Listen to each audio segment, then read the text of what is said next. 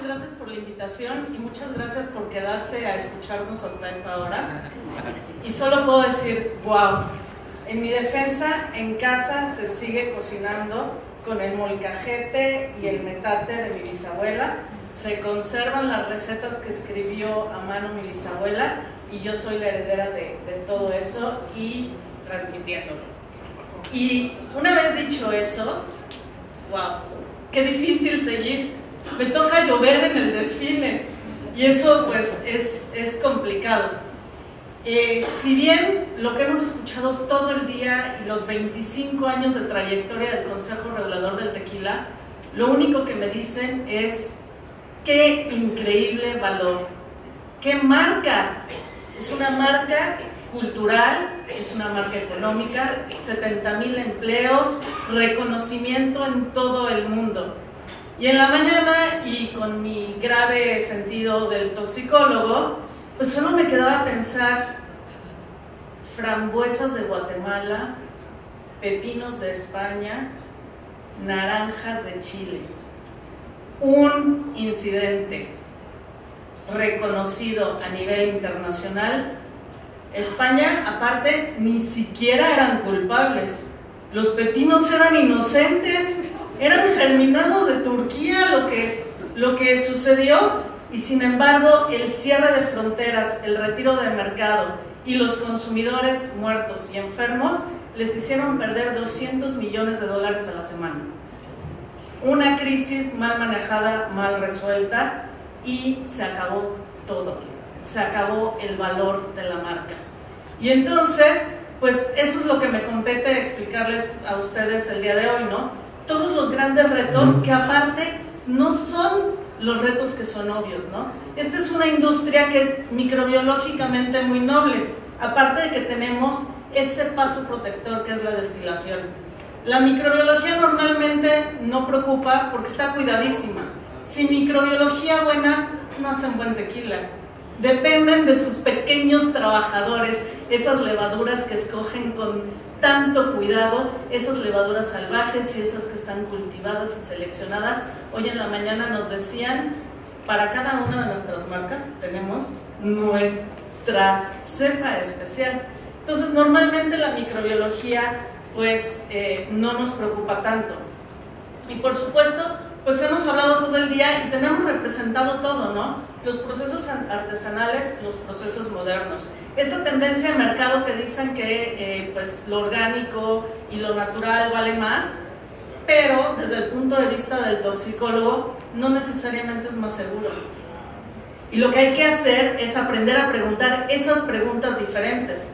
Hay que preguntarle a Europa el año pasado, que vivió inmersa en alertas y crisis, todas relacionadas con alimentos orgánicos, todas relacionadas porque extrajeron toxinas de origen natural que ni se les ocurrían. Y entonces aquí es el gran reto, ¿no? La química analítica que nos va a ayudar a sobrevivir y, por supuesto, a no considerar que un certificado orgánico que tiene un valor en el mercado y tiene un valor ambiental y un valor de manejo y demás, no necesariamente hacen más seguros los productos. Al final de cuentas, la Senacica y la COFEPRIS pues hacen la toxicología para aprobar los límites máximos de residuos. Y entonces, pues aquí tenemos mucho trabajo que hacer en cuestión de pues el análisis que hay que hacer para tener productos que no vayan a tener una crisis en el mercado externo de algo que ni siquiera se nos ha ocurrido pensar.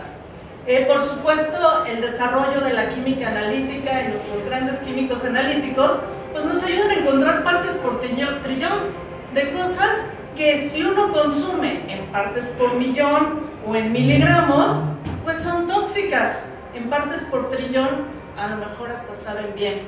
Uno piensa, el tequila, ¿qué es el tequila o cualquier bebida espirituosa? Agua y etanol. Y como 1000 compuestos diferentes, que es lo que a cada uno le da su alegría, su gracia, su riqueza, su valor cultural. Y de todos estos 1000 compuestos, dependiendo de qué compuesto sea, qué combinación, nos dan sabor, y dependiendo de qué concentración, nos dan toxicidad. El problema es que ahora los químicos analíticos encuentran esos compuestos en mínimas dosis sin buena comunicación de riesgo, y entonces aquí empezamos a tener muchos problemas de percepción del consumidor, y aquí pues el mensaje claro es: tenemos que estar preparados para manejar esa información y esa crisis. Y desafortunadamente las compañías me siguen alimentando de todo tipo de historias que puedo contar de cómo no hacerlo, ¿no? Entonces, hace un mes México, las redes sociales estaban enloquecidas, y entonces les traigo ese ejemplo, ¿no? Si pensamos en qué es el riesgo formalmente hablando es la probabilidad matemática de que realmente ocurra un daño, ¿no? Los toxicólogos sabemos que es peligro por exposición, ¿no? Y aquí, pues, si hablamos del tequila, vemos que en el sentido del riesgo de inocuidad, pues el microbiológico es muy relativamente bajo, a menos que empecemos a desarrollar productos raros, ¿no? Y hagamos estas aguas con tantito tequila y sabores, o pongamos productos de crema porque queremos un Baileys mexicano y lo metamos en la misma línea de proceso del tequila. Entonces sí, ahí empezamos a hablar de microbiología complicada. Pero si no, pues realmente físicos y químicos son nuestros principales peligros que representan un mayor riesgo. También podemos hablar de un riesgo regulatorio que puede estar o no relacionado con la inocuidad y puede ser diferente en diferentes mercados. Muchas veces cuando hablamos de comunicación de riesgo me dicen: es que ¿por qué en este país este límite es más bajo y en México no? ¿Qué nos quieren envenenar? En realidad no, tiene que ver con la exposición local, con los productos que se consumen a nivel local y con la economía local. Y pues tenemos aquí la representación del café. A mí me tocó trabajar con los proyectos de ocratoxina en café. Cuando Europa encuentra que gran parte de una población de cierta región tiene problemas nefrológicos, problemas del riñón, y empiezan a buscar qué nefrotoxinas están en la dieta y cuáles pueden controlar. Y una de las que encuentran es ocratoxina. Ocratoxina que aparte la logran detectar con maravillosa química analítica en leche materna. Y entonces dicen: estas poblaciones que tienen nefropatías endémicas se exponen a nefrotoxinas desde que nacen. Y entonces es un problema. ¿En dónde está la ocratoxina? En carne de cerdo. Oh, no, espérense, nosotros comemos salchichas y las producimos. No, gracias. En cebada y cerveza. No, perdón, es la base de nuestra dieta y nuestra economía. Entonces, ¿en dónde las controlamos? Ah, ya sé, en café y chocolate. Ahí va el límite regulatorio.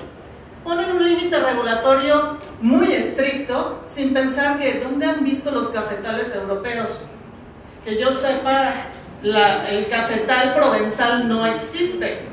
Ponen límites regulatorios muy bajos sin pensar que los países productores son incapaces de cumplir con esos límites y el regresadero de contenedores terribles, y hubo que adaptar todo el sistema productivo para evitar la contaminación de ocratoxina, ¿no? Entonces, pues ese límite es diferente porque la dieta en cada mercado es diferente, ¿no? En los países donde acostumbramos pedir el tequila junto con la cerveza, pues entonces el furfural empieza a tomar tintes un poco más complicados, que se los dije porque eso me hicieron en la comida, y entonces pues depende de también cómo nos exponemos. Y por supuesto el tercer riesgo es la percepción del riesgo, que bien dice Peter Sandman, el gran comunicador de riesgo. Cuando hablamos de percepción del consumidor, no hablamos solamente del riesgo como la probabilidad de que algo te haga daño, es el riesgo más lo que él llama un factor de indignación o un average factor, que es algo de lo que probablemente me va a hacer daño, pero aparte es algo que no soporto, ¿no? Y el riesgo relacionado con los alimentos, esa percepción de riesgo es altísima. Es como el miedo a los aviones. Se muere más gente en accidentes automovilísticos, pero la percepción de riesgo es que el avión es peor. Entonces, en los alimentos ese factor es muy alto y tiene un grandísimo impacto a la marca. Ese es el que destruye marcas en un segundo, y hay veces que ni siquiera había nada por qué preocuparse. Es decir, el contaminante que el consumidor percibía no era tal, no hacía daño, o sí habría que comerse el horno de microondas completo, ¿no? Entonces eso sí seguramente hace daño. Les tengo un breve esquema, que sé que no tengo mucho tiempo, que no incluye ni todos los pasos, ni todas los potenciales contaminantes, pero lo que quiero dejar muy claro es que el 90% de las crisis en las que yo he trabajado en todo el mundo vienen de compañías muy certificadas. Todos los certificados que ustedes quieran. El 22000, el GSFI, todos completitos. Y de todas maneras les pasó algo. Y les pasó algo porque rara vez se hace un profundo análisis de riesgo y rara vez se analiza cada cambio que hay en la cadena para determinar si algo pasó, ¿no? Y entonces, pues si hablamos desde el campo, como decían en las presentaciones anteriores, pues tenemos sí la presencia de agroquímicos, metales pesados, otros contaminantes. Leyendo para preparar este seminario, leí que al agave lo ataca mucho Fusarium, particularmente Fusarium verticiloides, ¿no? Es el que causa el que se marchiten los agaves, es un productor de fumoricinas. Y entonces son micotoxinas, cancerígenas, demás, ¿no? En el tequila difícilmente, porque supongo que la destilación perdió los subproductos.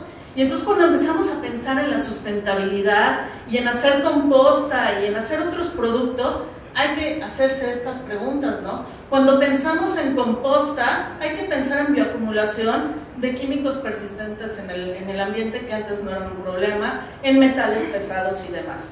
De ahí pues podemos ir hacia los hornos tradicionales o hornos tradicionales pero nuevos, ¿no? Y entonces hay que pensar en las superficies de contacto. La legislación como tal sobre los productos o las bebidas no habla mucho de las superficies de contacto porque hay mucha otra legislación hablando de material de contacto con alimentos y superficies de contacto, ¿no? ¿Qué pasa cuando yo hago un horno tradicional nuevo? ¿Es realmente suficiente para garantizar? Y en otro lado, pues si hablamos de un proceso en autoclaves y la calidad del vapor cuando empezamos a pensar en el ambiente y en el reciclado de agua, porque entonces cuando pasa las torres de enfriamiento y regresa, en las calderas no les gusta, entonces le empiezan a agregar productos químicos que no son de contacto con alimentos y que sí dejan residuos y que sí causan problemas y que nunca nadie piensa en ellos, ¿no? Entonces, sí sustentabilidad, sí recirculación, sí todo, pero con las preguntas adecuadas. ¿Qué le puede pasar que nunca antes lo habíamos pensado? Ayer les comentaba que a mí me tocó trabajar en un retiro terrible de vino en el mercado, donde habían cosechado con una cosechadora automática panales de avispas. Y en el proceso de vinificación extrajeron el veneno de las avispas que acabó en el producto final y por supuesto tuvimos varias personas alérgicas a las avispas que se murieron al tomar el vino, ¿no? Entonces, pues siempre hay que estar pensando y la verdad es que ni idea, o sea, nos tardamos mucho en determinar qué era lo que había sucedido y por qué. Entonces, cuando empezamos a recircular material biológico, cuando instalamos procesos automatizados, cuando traemos otros productos, cuando tenemos ambientes abiertos, pues hay que pensar en todo eso que potencialmente puede pasar. Igual de la fermentación, pues están todos los contaminantes intrínsecos, que son el desarrollo de subproductos de fermentación, los carbamatos, los acetaldeídos, todos estos productos que sí están regulados en diferentes legislaciones, y algunos extrínsecos, ¿no? Tequila orgánico con agua de manantial, de un manantial donde aparte, pues es tradicional y la gente ha bebido. Y nunca nadie piensa que el agua de manantial tiene arsénico, mucho arsénico. Y cuando uno no piensa eso y no pone los filtros adecuados, pues naturalmente el producto orgánico con agua de manantial, preciosa, divina, tiene arsénico, ¿no? Entonces, eso es a lo que yo me refiero con evaluación de riesgo. Igual si ponemos equipos industriales, pues hay que empezar a pensar en los lubricantes. Y así, pues igual podemos pensar en la destilación, que es nuestro gran amigo, porque aparte si calculamos bien los tiempos de destilación, eliminamos cabezas y colas que eliminan bastantes productos que no son permitidos, ¿no? En el añejamiento, pues la calidad de la barrica igual, ¿no? Y ahora pues estos procesos de añejamiento, donde a veces usamos virutas y demás, aquí la trazabilidad es esencial. Es una tragedia cuando el contaminante viene en el aserrino, en la viruta que usaron para darle un toque de sabor y no tenía trazabilidad, porque toda la cosecha de todo el producto de todo el año se va a Dios para siempre, esté o no esté detectado el contaminante. Recuerden que en el mundo la legislación dice que el producto está adulterado si estuvo en potencial de estar contaminado. Es decir, un producto se considera con salmonela si se encuentra excremento de aves cercano al producto. No importa que en el método analítico no salga salmonela, está contaminado y se destruye todo, es un retiro de clase 1, si en el caso de las maderas tiene un producto que está controlado. Y luego pues en el embotellado, aquí hay en el mundo muchas alertas por los coadyuvantes de filtrado, clarificación, los contaminantes en el equipo, por supuesto el manejo de vidrio es esencial, presencia de vidrio en cualquier mercado importante es un retiro clase 1 y hay que retirar todo con aviso al consumidor. Por supuesto los materiales de contacto con alimentos y lo que hablábamos de contaminación cruzada cuando empezamos a desarrollar productos y empezamos a meter bebidas que no necesariamente son tequila en las mismas líneas de producción, ¿no? Estos cócteles, estas margaritas preenvasadas y demás son otro tipo de productos que dan contaminación cruzada. Les dejo la referencia y con mucho gusto les paso las referencias, pero bueno, yo me di a la tarea de buscar pues más o menos cuáles son las regulaciones que aplican en cuestión de residuos químicos y bueno, pues más o menos en el mundo, si hablamos del Codex Alimentarius, que sería quien nos une a todos, la EFSA, que es un mercado de gran valor, o la Europa es un mercado de gran valor con muchos límites, podemos ver que lo más típico, que aparte correlaciona con la norma 142 de México, metanol, carbamato de etilo, ácido cianhídrico, plomo y patulina para los productos que tienen frutas, ¿no? En México también se controla el arsénico. Ahora, muy interesante, los cancerígenos. Respirar da cáncer, vivir da cáncer, ¿no? Exacto, entonces, por supuesto que hay muchos productos que si uno se toma el galón completo todos los días de la vida nos va a dar cáncer, ¿no? Entonces, hay cualquier cantidad de productos presentes, incluido el etanol, que en suficientes dosis, en suficiente exposición, dan cáncer. Entonces, ¿cómo se regula esto? Y normalmente lo que hacen las agencias internacionales es que toman algo que se llama el margen de exposición. El margen de exposición que toman en cuenta los niveles en los que no se observa ningún efecto adverso y lo dividen entre la exposición. La exposición aquí es clave. Y para cancerígenos dicen que un modo de exposición, un margen de exposición, perdón, mayor a 10.000 se considera generalmente de protección. Y entonces ustedes pueden ver que en algunos artículos donde analizan el margen de exposición, pues de no ser por el formaldehído que se metaboliza rápidamente, pues todos los demás productos pues tendrían potencial carcinogénico en dosis adecuadas. Y esta definición de dosis adecuadas es lo que a veces es complicado comunicar al consumidor, ¿no? Pero por supuesto tenemos la legislación como la Proposición 65 de California, que dice que cualquier casa que potencialmente cause cáncer tiene que tener una advertencia en la etiqueta. Y entonces uno ve esas tablas y uno tiembla de miedo. También podemos hablar de los productos pirata, de los que hablaron mucho en la mañana, y aquí pues lo que hay que tener muy claro es la documentación. FDA claramente dice en inglés, "In God we believe, everybody else has to give us data". Sin datos y sin registros, no importa lo que uno discuta, si el producto pirata trae la etiqueta, al primer afectado que van a traer es a la marca. Si después demostramos o no que no fuimos nosotros, es esa parte. Se le pueden ganar hasta las demandas a la FDA, se ha hecho, pero hay que tener la documentación apropiada. Entonces aquí la trazabilidad es importante. Igual los plaguicidas, en destilación baja la mayoría de los plaguicidas, sin embargo hay varias referencias, no encontré nada de tequila, pero este es un estudio de un destilado de China, donde sí encuentran que hay varios residuos de plaguicidas que se transfieren en destilación. Y entonces aquí la pregunta ¿es un riesgo a la salud? Probablemente no. Riesgo comercial, muchísimo. Sobre todo si tenemos a la Food Babe en las redes sociales, ¿no? Y entonces aquí la Food Babe dice, Dios mío, encontraron glifosato en bebidas como la cerveza y el vino.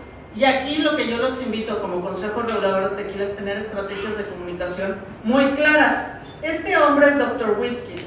Dr. Whisky tiene una página con comunicación clarísima hacia el consumidor, donde detalla todos estos de manera entendible para que pues bajen la relevancia toxicológica, para que bajen ese nivel de ansiedad y bajen o protejan el daño a la marca. Y les decía prácticamente para terminar, todos me dan material, ¿no? Arsénico en agua mineral Peñafiel. Levante la mano quién oyó del arsénico en el agua mineral Peñafiel. ¿Quién hasta la fecha no toma agua mineral Peñafiel? Por el arsénico, ¿no? Es uno de los ejemplos del peor manejo de crisis que he visto en mi vida. ¡Qué horror! Punto número 1. Lo reportó Consumer Reports.